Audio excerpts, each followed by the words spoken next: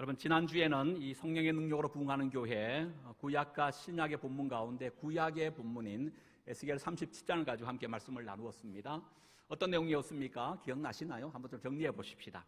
37장에는 마른 뼈 한상에 대한 얘기가 나옵니다. 이것은 마치 이스라엘 백성들이 지금 바벨론의 포로로 끌려가 있는 그 상태를 마른 뼈의 개념으로 비유적으로 말씀하고 있었던 것이죠.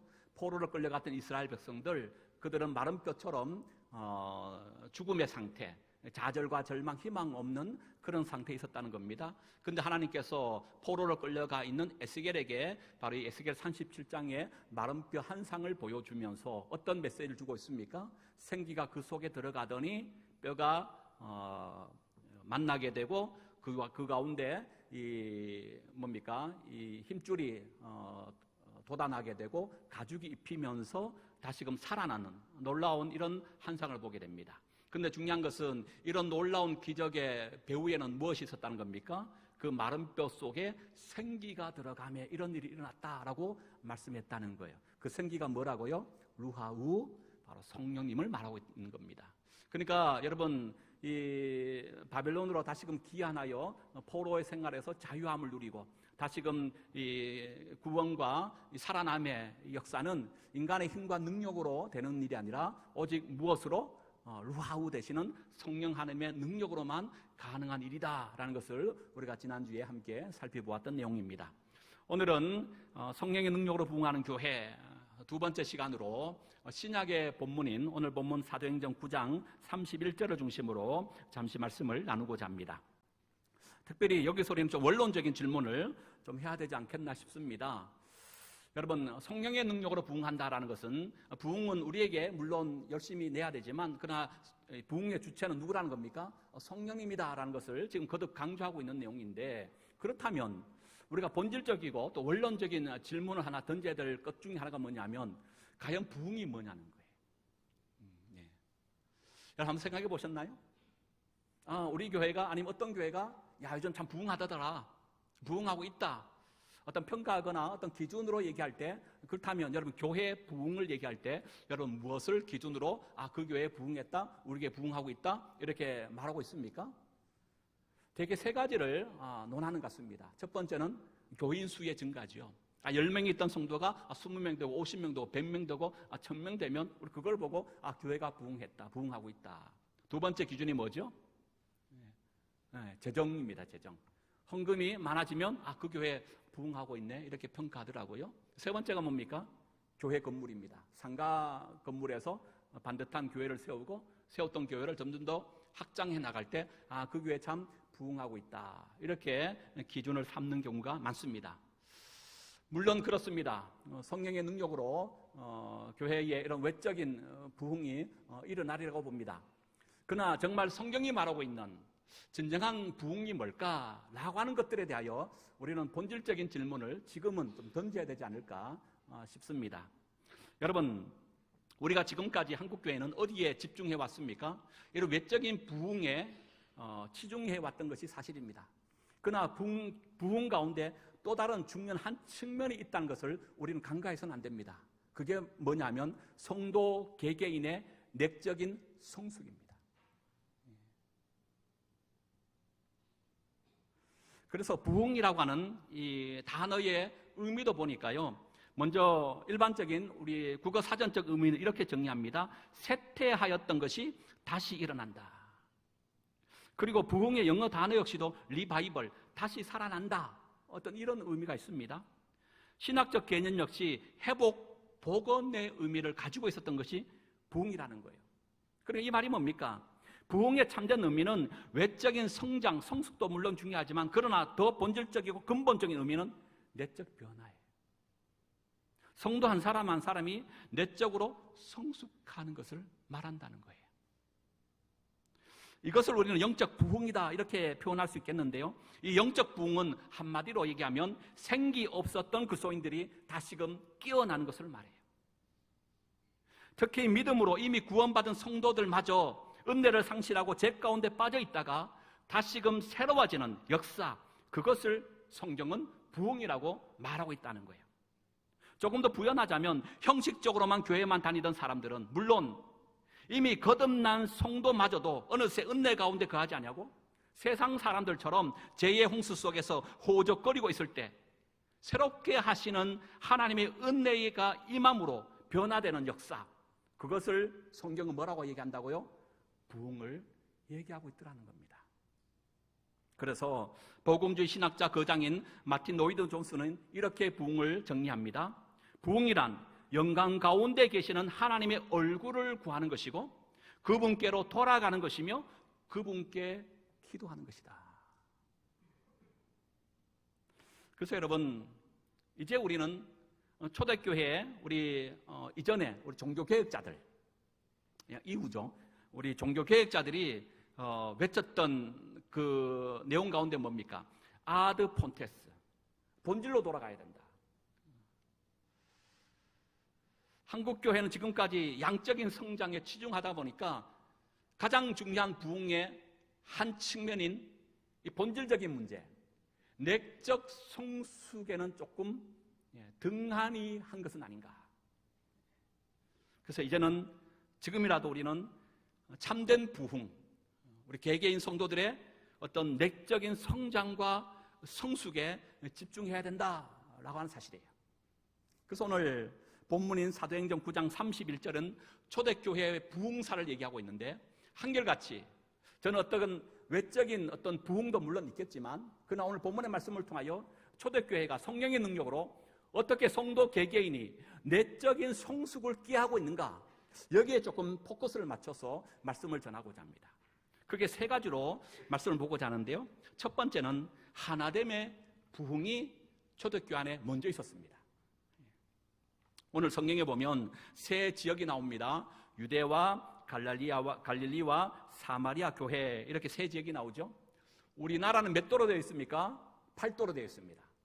경상남북도, 전라남북도, 충청남북도, 경기도, 강원도, 이렇게 해서 우리나라는 흔히 옛날부터 8도로 된 나라다 이렇게 말하죠. 근데 이스라엘은 우리나라처럼 그렇게 큰 땅이 아닙니다. 우리보다 훨씬 작기 때문에 3도로만 되어 있습니다. 제일 위가 사마리아도, 가장 중앙이 갈릴리도, 가장 밑이 유다도입니다. 특별히 여기 여러분 유다도에 속한 교회가 어떤 교회입니까? 예루살렘 교회입니다. 이 세 지역은 예수님께서 공생의 3년의 기간에 주 활동 사역 무대가 되어졌고, 여기에 세웠던 교회들은 다 이후 사도들이 세웠던 교회입니다. 그 가운데 유다에 세워졌던 교회가 예루살렘 교회입니다. 이 예루살렘 교회는 사도행전 2장에 성령이 강림한 이후에 제자를 통하여 세워진 최초의 교회가 됩니다. 그리하기에 이 예루살렘 교회는 오고 가는 모든 교회의 모교회가 되기도 한 것이죠. 그런데 여기에 우리가 주목하고 집중해야 될 또 하나의 지역의 교회가 있습니다. 바로 사마리아 교회입니다. 사마리아 교회는 스데반이 이제 순교하고 난 이후에 예루살렘의 유대인들의 집중적인 박해가 시작됩니다.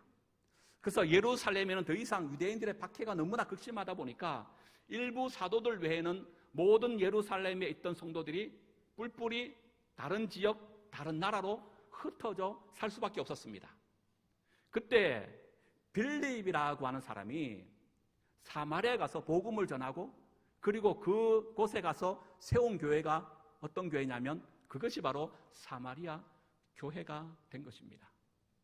여러분, 특별히 1세기 당시에 유대인들의 시각에 의하면 사마리아 지역, 사마리아인은 어떤 지역과 어떤 이들로 그들은 보았습니까? 굉장히 경멸한 거죠. 부정하게 여겼습니다. 심지어는요, 하나님 왜 이 땅에 이방인, 특별히 저 사마리아 사람을 왜 만들었습니까? 랍비가 하나님께 물어보니까 하나님 이렇게 대답했다는 거예요. 지옥의 땔감으로 쓰기 위해서 만들었지, 저 하나님의 음성이 아니라 생각해요. 유대인들의 사고방식이 이방인을 대하는 태도가 그렇다는 겁니다. 그러니까 하나님 자기 선민 아닌 모든 사람들은요, 이렇게 이방인, 외인 취급하며 경멸한 겁니다. 하나님의 구원은 우리에게 있지 저들에는 없다는 거예요. 여러분, 사마리아인이 누굽니까? 근본적으로 좀 돌아가십시다. 사마리아는 누구죠? 그들은 한때 북왕국 이스라엘 민족이었잖아요. 근데 주전 722년도에 아수르에서 멸망당하면서 아수르의 사람들을 북왕국 이스라엘에게 이주를 시킵니다. 시간이 지나면서 왕래하고 결혼하면서 아브라함의 후손이라고 하는 유대인들이 생명으로 여기고 있는 그 혈연 중심, 혈통 굉장히 중요하게 여겼어요. 우리나라도 뭐 양반 이거 강조하면서 조상이 누구냐 굉장히 따지잖아요. 근데 유대인들은 우리보다 훨씬 더 따집니다. 선민의 근거는 아브라함의 순수 혈통을 가지고 있는 자만이 하나님의 택하신 선민으로 여긴 겁니다. 그런데 사마리아는 바로 아수르가 북왕국 이스라엘을 침공하면서 멸망시키면서 그 땅에 아수르 사람을 이주하여 살게 함으로 시간이 지나면서 그곳에 바로 순수 혈통이 깨진 겁니다. 그래서 이 남왕국 유다에 살고 있는 사람들은 그 북왕국 이스라엘, 아브라함의 순수 혈통을 지키지 못한 저들을 바로 사마리아인이라고 비아냥거리면서 바로 경멸하고 있다는 거예요. 그래서 예수님 당시만 하더라도요, 이것이 엄청난 갈등의 골이었습니다. 그래서 유대인들은 사마리아인을 가까이 않습니다. 왜요? 부정하기 때문에 그래요. 사마리아 지역을 통과하지도 않습니다. 통과하면 훨씬 빨리 갈 수도 있음에도 불구하고 통과하지 않고 의도적으로 피하여 둘러갑니다. 그런데 오늘 본문에 보니까 이런 사마리아의 교회가 세워졌다는 거예요. 누구를 통하여? 빌립을 통하여. 여러분, 이것이 복음의 역사고 성령의 능력입니다. 유대와 사마리아의 예수 그리스도로 말미암아 이런 갈등과 반목이 극복되고 바로 그곳에 교회가 세워졌다라고 하는 말이에요. 그런데 한국 교회의 부끄러운 과거의 모습을 우리는 지니고 있습니다. 현재 한국의 개신교 교단 수가 몇 개인지 아십니까? 가톨릭에서 개혁하고 난 이후에 개혁한 교회를 우리는 개신교라고 통칭하여 말하잖아요. 여러분, 지금 한국 땅에 있는 그 개신교의 교단 수가요, 무려 232개나 된답니다. 뭐 별로 안 놀래시네? 요즘 하도 뭐 놀랄 노자가 많아서 뭐 200개 뭐 정도야 뭐. 근데 교회사의 역사에 보면요, 전 세계 어디에도 이런 교단 수가 많은 데는 없습니다. 특별히 문화체육관광부의 2018년도 개신교 교단 현황에 따르면 공식 등록된 개신교 교단 가운데 대한예수교 장로회라고 하는 이 명칭을 쓰는 교단만 몇 개가 될까요? 몇 개쯤 추정하십니까? 100개의 교회랍니다. 대한예수교 장로회라고 하는 명칭을 사용하는 교단만 100개예요. 근데 거기에 우리 교회도 포함되어 있어요. 대한예수교 장로회 통합 측이죠, 우리는. 대한예수교 장로회 합동 측, 대한예수교 장로회 고심 측, 대한예수교 장로회 백석 측, 대한예수교 장로회 합심 측, 이렇게 쭉. 근데 뒤로 가면 갈수록요, 그런 교단도 있었나? 그런 교단도 대한예수교 장로회에 속했나? 할 만큼. 여러분, 교단이 100개라는 것은 뭘 얘기하죠? 총회장이 100명이라는 거예요. 1884년 호러스 알렌이라는 북장로교회로부터 파송받은 선교사가 우리나라에 처음 들어왔습니다. 그래서 여러분, 조선 땅에는 처음 한 명의 개신교인과 단 하나의 교회로부터 한국교회가 시작되었다는 거예요. 그런데 선교 140년이 지난 지금은요, 무려 232개 교단으로 나누어지고 말았습니다. 물론 그 중에는 제가 조금 전에 말씀드린 것처럼 가톨릭에서 개신교도 종교개혁적 정신, 말씀에 근거하고 믿음에 근거하고 또 하나님의 은혜로 근거하여 신학적인 문제 때문에 할 수 없이 탈퇴하고 분립하여 나온 교단도 있습니다. 그러나 문제가 뭐냐면 대부분의 교단의 분립은 그런 경우가 아니라는 거예요. 전혀 신학적인 문제도 아니고 성경적인 문제가 아니라는 겁니다. 교파적인 것 때문에 인맥, 지연, 이념에 뿌리 내린 분열과 대립으로 오늘 한국교회가 무려 200개가 넘는 교단을 이루고 있다는 거예요. 여러분, 지금 대한민국의 현 주소가 어떻습니까? 남북의 분열, 사상의 분열, 지역의 분열, 정치의 분열, 빈부의 분열, 세대 간의 분열 속에서 여기에 교회들마저도 성경의 가르침 바대로의 성령이 하나 되게 하는 것을 힘써 지키지 못하고 크고 작은 일들로 지금도 교회 안에서 분쟁과 반목을 일삼고 있는 것은 아닌지, 우리는 자성의 목소리를 높여야 합니다. 그러나 오늘 초대교회가 성령의 능력으로 부흥했는데 단순히 외적인 성장만이 있었던 것이 아니고 성령께서 그들 가운데 역사하니까 그들의 내면을 만지시고 계시다는 거예요. 내적인 성숙이 일어납니다. 어떻게 해요? 신분의 차이가 극복되는 거예요. 종과 주인이 구분이 없습니다. 경제적인 차이가 극복됩니다. 부자와 가난한 자, 성별의 차이, 남자와 여자, 민족의 차이, 유대인, 이방인, 사마리아인, 그리고 정치적인 차이와 종교적인, 또 나아가서 지역의 갈등을 극복하고 예수 그리스도 안에서 하나됨을 이룬 기적의 공동체가 초대교회였다는 거예요. 여러분, 이처럼 진정한 부흥은 차별과 갈등을 극복하고 예수 그리스도 안에서 하나 되는 일인 줄로 믿습니다. 2025년 이 한 해 우리 안에 성령이 하나 되게 하는 것을 힘써 지켜나가는 우리 소망 공동체가 되어야 될 줄로 믿습니다. 두 번째, 초대교회의 성령의 역사는요, 평안하여 든든히 서가는 부흥이었습니다. 특별히 여기서 용어 정리가 좀 필요한 것 같습니다. 여러분, 초대교회는 편안한 교회였습니까? 아니면 평안한 교회였습니까? 다시요? 제가 발음이 좋지 않아서. 초대교회는 편안한 교회였습니까? 평안한 교회였습니까? 성경이 분명히 말하죠. 초대교회는 편안한 교회가 아니라 평안하여 든든히 서가는 교회라고 우리에게 말씀하고 있습니다. 무슨 얘기입니까? 편안한 것은 제가 몇 번 말씀드렸습니다만은 그 성령의 능력이 아니더라도 뭐만 있으면 가능해요? 돈만 있으면 얼마든지 우리는 편안한 삶을 지금 살아갈 수 있어요. 그렇지 않습니까? 작은 집에 살다가 큰 집에 살아봐요. 얼마나 편안해요. 작은 차 몰다가 튼튼한 큰 차 몰아봐요. 얼마나 편안합니까? 편안한 것은요, 돈이면 돼요. 그러나 초대교회는 편안한 교회가 아니라 평안한 교회였다는 사실입니다. 이 말은 다른 말로 얘기하면 뭘 얘기하는 걸까요?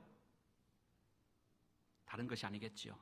초대교회가 평안하여 든든히 서갔다는 것은 아무 문제가 없는 편안한 교회가 결코 아니었다는 거예요. 여러분, 착각하면 안 됩니다. 초대교회는 아무런 문제 없고 어려움 없고 박해 없고 핍박이 없는, 그저 편안했기 때문에 부흥했다, 그게 아니었어요. 물론 오늘 본문의 사도행전 1장으로부터 보면 교회를 박해하고 핍박했던 사울이요, 다메섹 도상에서 부활하신 예수님 만나고 그가 완전히 바뀌어요. 그는 더 이상 교회를 박해하는 자가 아니라 교회를 위하여 사는 자가 된 거예요. 이 말은 뭡니까? 사도 바울 개인이 교회를 박해하다가 그가 새로워짐으로 그 개인에게 있어서 당했던 박해는 끝이 났을지 모르지만, 그러나 초대교회는요, 박해가 끝나지 않았어요. 당장 12장에 넘어가면 야고보가 순교당합니다.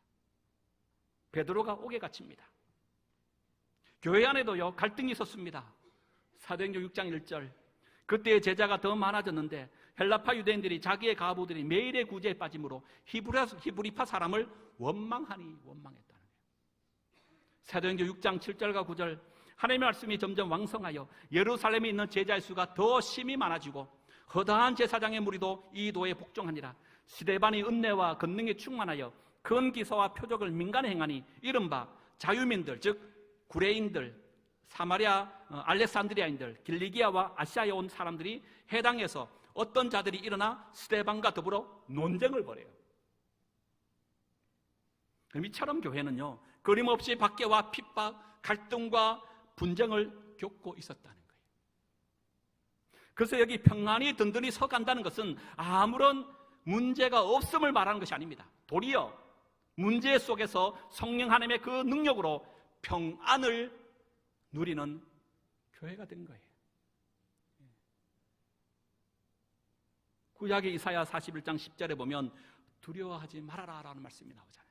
우리 건면해요. 그 이유가 뭡니까?